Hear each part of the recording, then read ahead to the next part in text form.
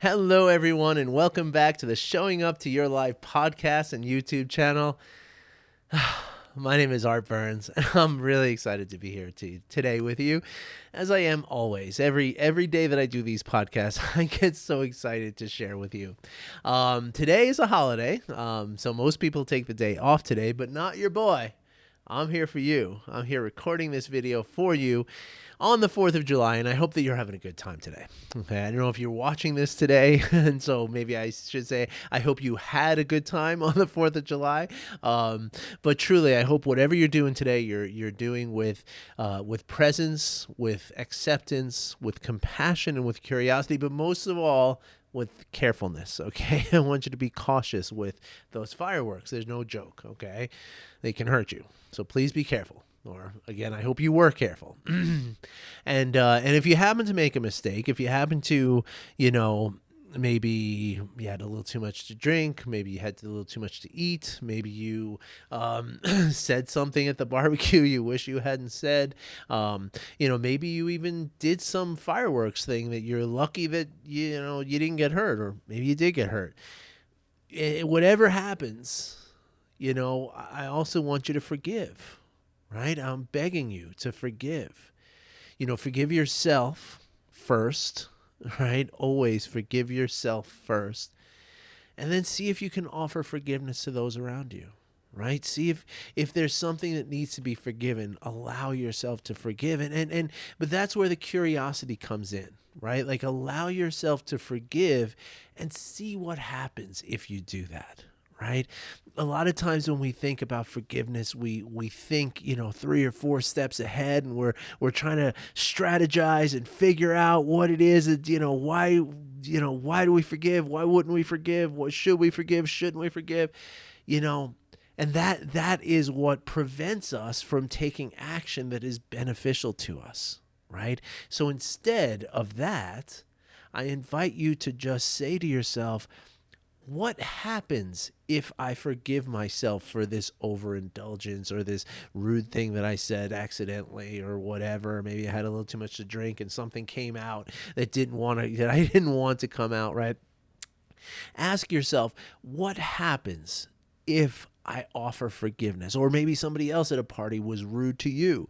What happens if I offer that person forgiveness and I don't even tell the person, right? Like, it's not for them. It's for me, right? And so see if you can be curious about that, okay? If it comes up, if it's necessary. Hopefully it's not even necessary. But if it is, please try to give forgiveness first and then try to figure out what's going on. Figure out what's going on through the eyes of forgiveness, which is just a form of compassion. Right? Try to, discern and ultimately, again, figure out what is up through the lens of compassion and kindness and forgiveness, and see what happens. Again, that's the curiosity, right? Just see what happens if you do it this way. Doesn't mean you have to always do it this way. And it doesn't mean that, other people don't even have to know that you're doing this. Right? But try it as an experiment and see how it goes. See what happens. You might be surprised. You might be pleasantly surprised. You might be unpleasantly surprised. But either way, you might learn something about yourself. And you might learn something about your capacity with which you can handle things. It's pretty amazing. So speaking of overindulging, I'm going to talk today a little bit about perhaps a sensitive subject. So please take this as a trigger warning for everyone out there, okay? I've made no secret of the fact that I am a recovering alcoholic, as they say. And in fact, I'm actually starting to not think of myself that way, because I think that actually kind of keeps this, sort of affliction alive in a way. And so we'll talk about that at a different time. But just, suffice to say that I've been very vocal and very clear about the fact that I have in my life been what is called a high functioning alcoholic. Okay, I had a great job.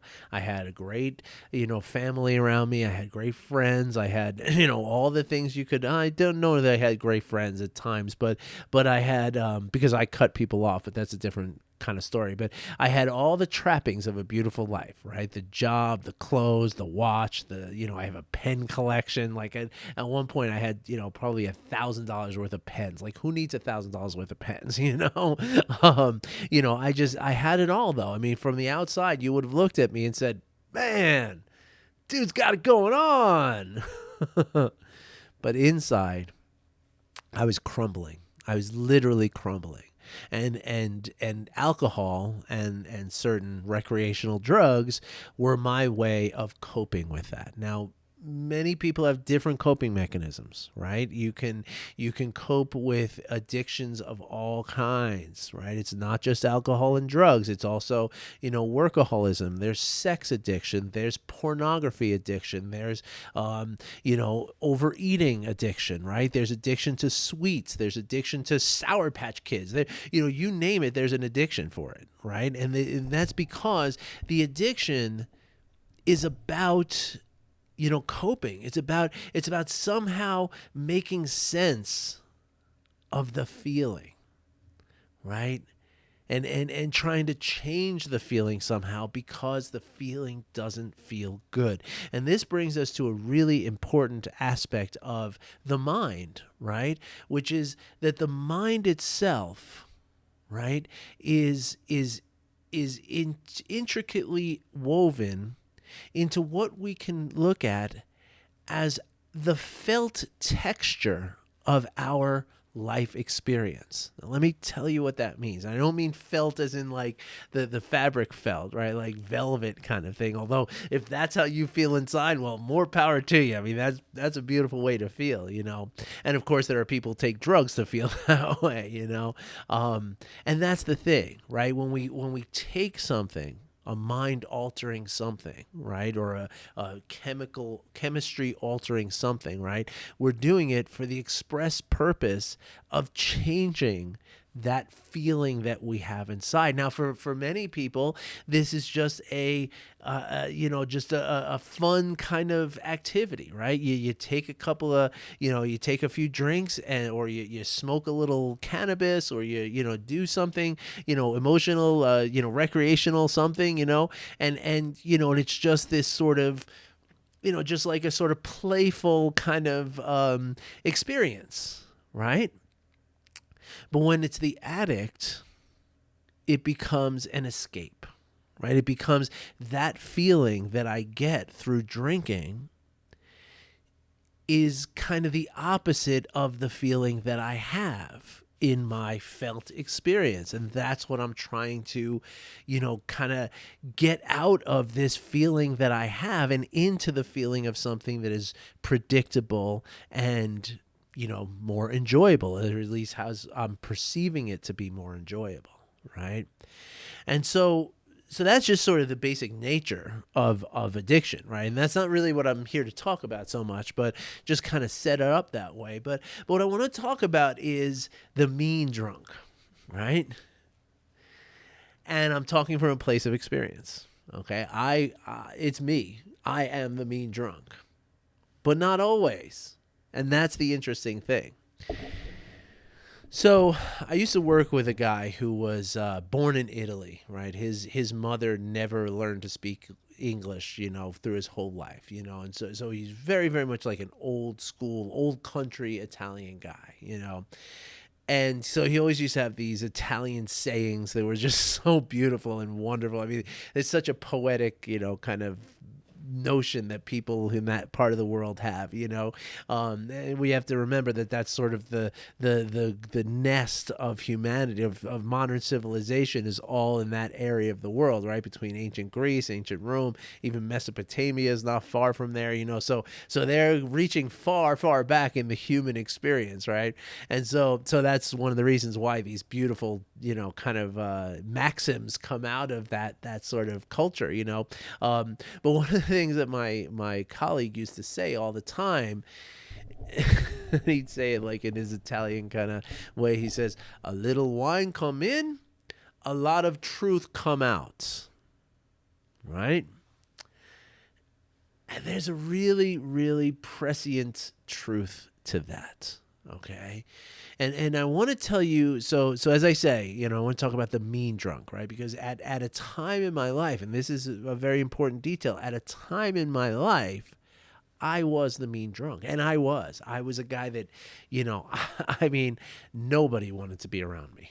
Right. Like I was very aggressive. I was very angry. I was very nasty.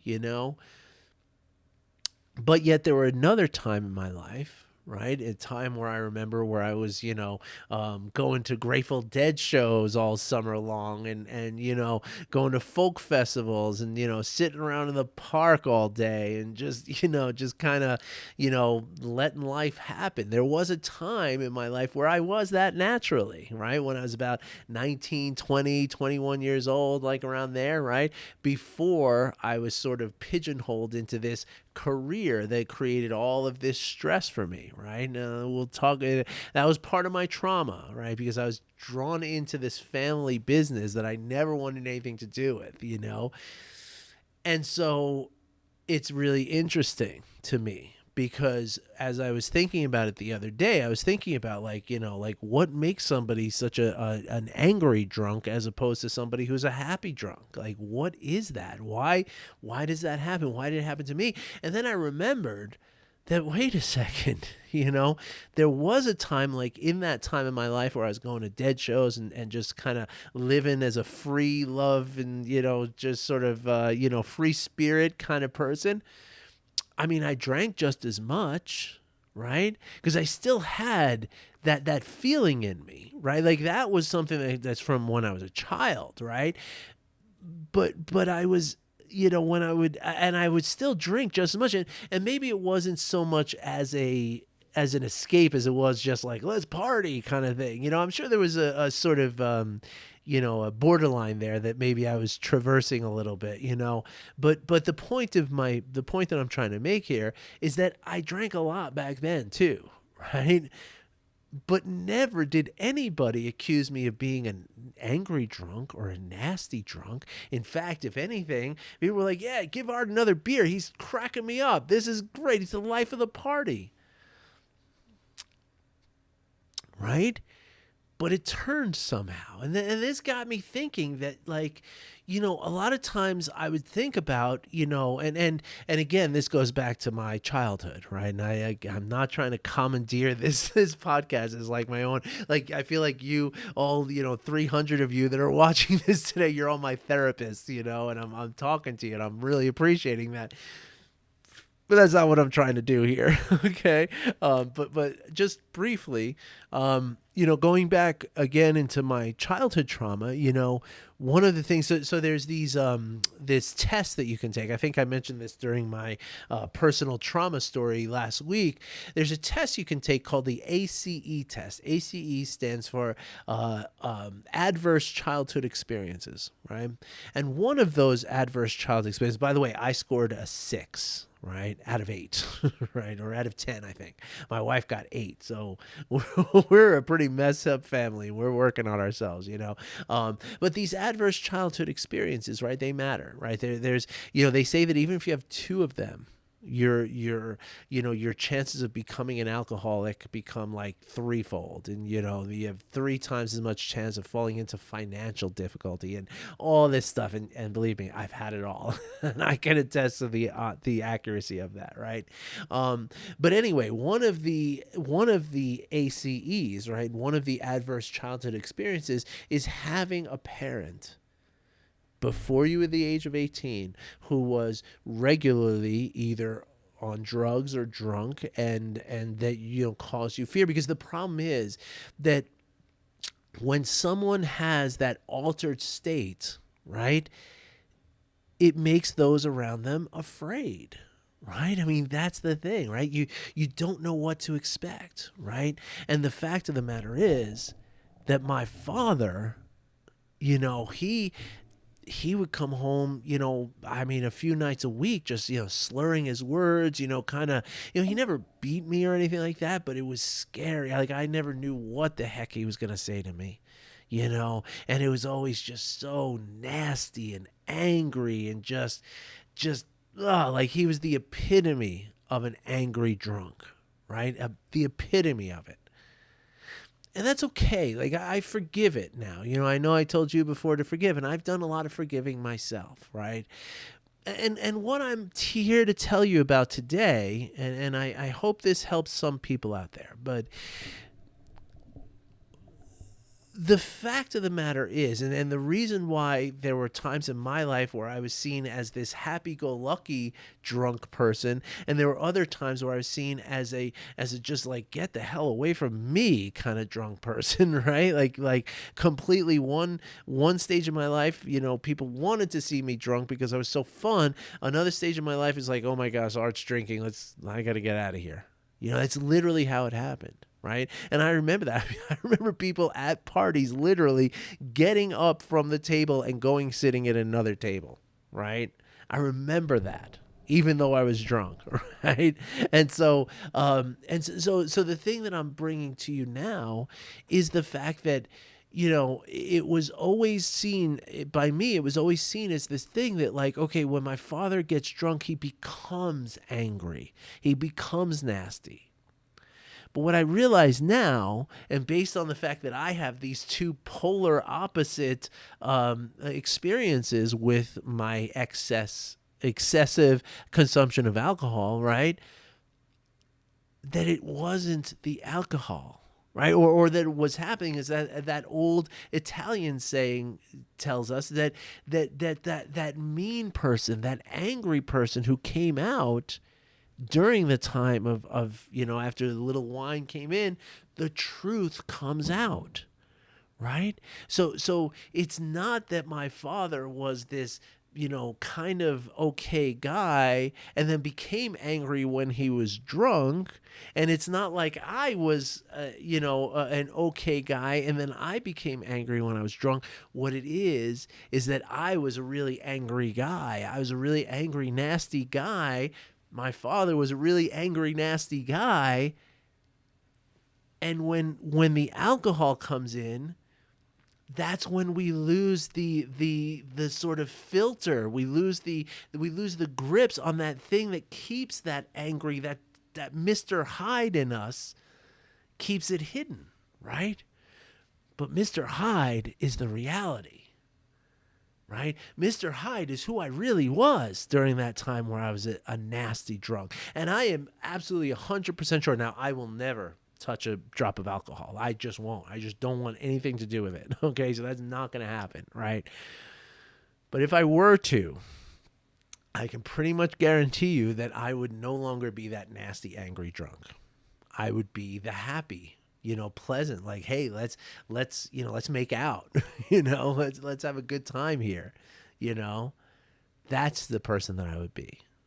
But that's not who I was for, 10 years, the last 10 years of my really horrible alcoholism. That's not who I was. And that's because that's not who I was at that point in my life. At that point in my life, I was overwhelmed with stress. I was overwhelmed with anger. I was overwhelmed with frustrations. And I was particularly overwhelmed with the feeling, the felt experience, the texture of my life. I was not comfortable with it.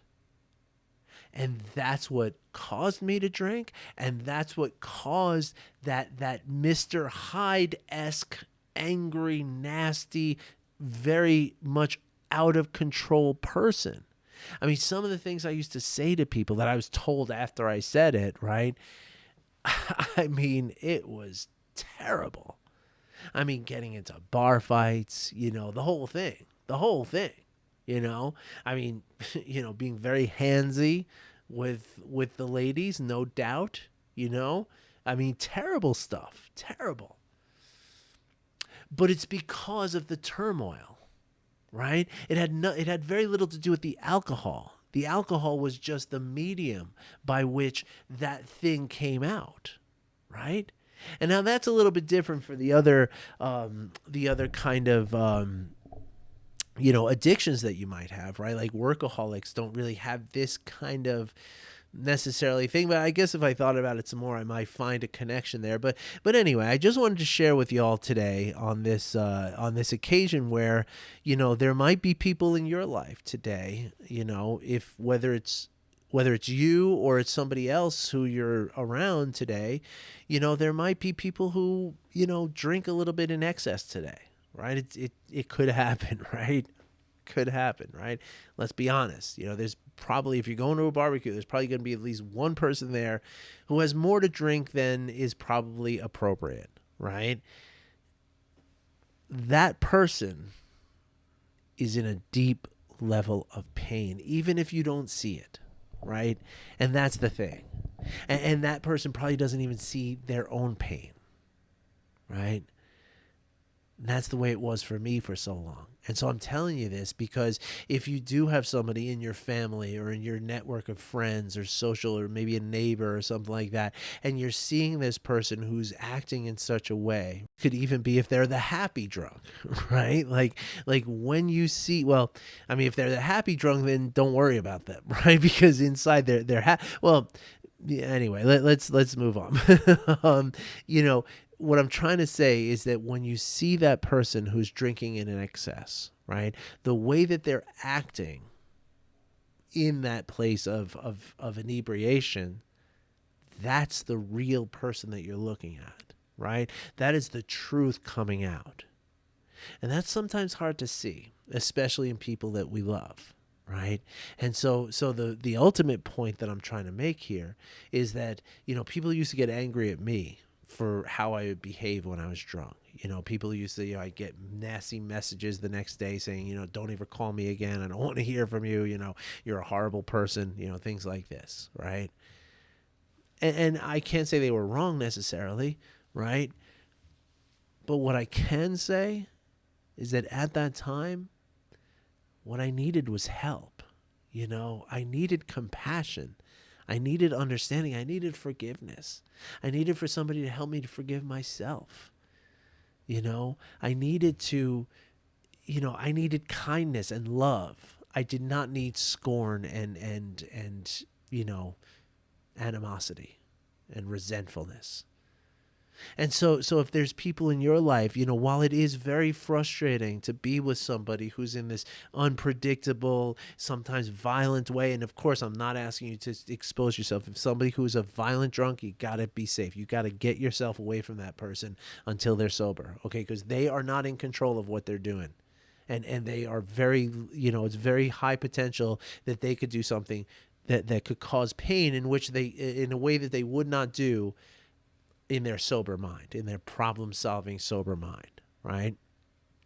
And so assuming that you're safe, right? And this is very important. Make sure you're safe. Even if you have to call the police, even if you have to go into a neighbor's house, keep yourself safe. Okay? You don't have to expose yourself to somebody who's struggling like this in that time, right?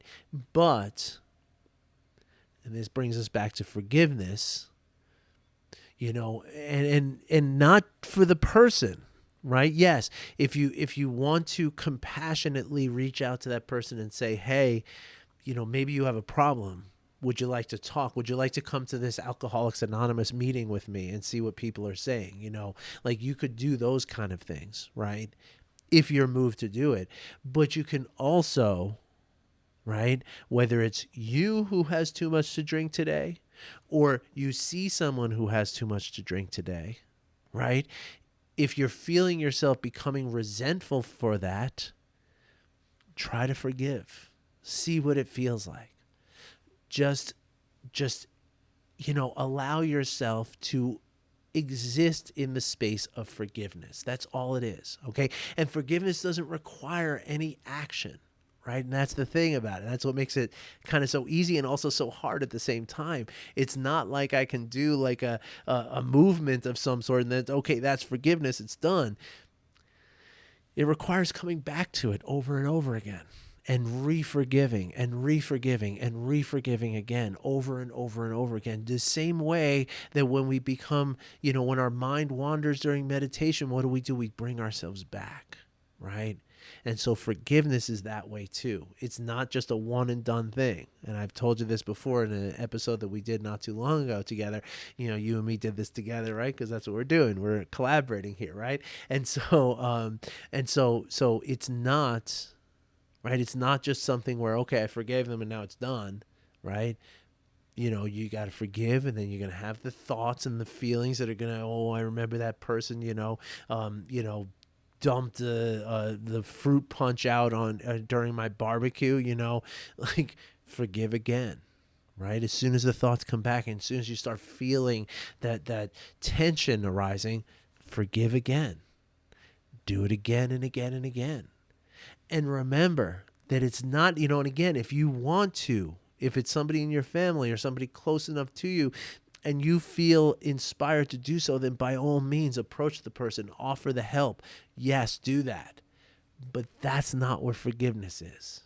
Okay, forgiveness is for you. Whether you're forgiving yourself or forgiving someone else, the forgiveness is for you. It's so that you don't have to carry the weight of the anger and the resentment. And in letting that go, you can now see clearly that this person for whom you were so angry, this person is just someone who's in deep, deep need of help and love and compassion. If any of you want to talk more about this, okay, if you have someone in your life who you're worried about or whatever, call me, okay? Hit me up. There's a link in the description to book a call with me. We can talk, and I'm more than happy to talk with you through this, okay? And I won't even count this as your coaching session, okay? So if you want to talk about this, you still have a free coaching session behind that, okay? Because I know how hard this can be. I've seen it. And my grandfather was an alcoholic as well. My father was an alcoholic. My uncles were all alcoholics. I think you see the trend here, right? And so I have a distinct, and right now, it's so just mind-boggling that my son just turned 10 years old and he is so curious about drinking. He wants to know, why do people drink? What does it feel like? Can I drink? When can I drink? What can I drink? It's amazing. This generational, symptom, this generational plague that is in him. And that's where, again, because I can see that there's a reason for that, right? There's a reason for it. It's because of the tension that he's feeling inside. It's because of his felt experience, his subjective felt experience doesn't feel good.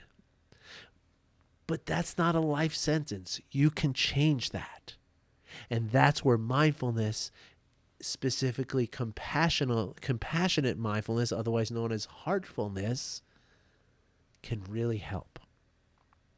All right. Thanks for listening. Thanks for watching. Please be safe, y'all, today. Please. All right. I'll be back again on Wednesday with another episode. And in the meantime, if you need to talk, whether you're struggling with alcohol use or someone in your family is struggling with alcohol or drug use or workaholism or sexaholism or pornoholism, whatever, any of it. If you have someone in your life, either you or someone else who's struggling, please get in touch with. If it's not me, get in touch with someone, because you need help. You can't just, don't just try to wing it. That's what I did. And I could have fixed this decades before I did, right? It's not worth it. And there's no shame in asking for help. All right, everybody. Thanks a lot, and I wish you well. Take care.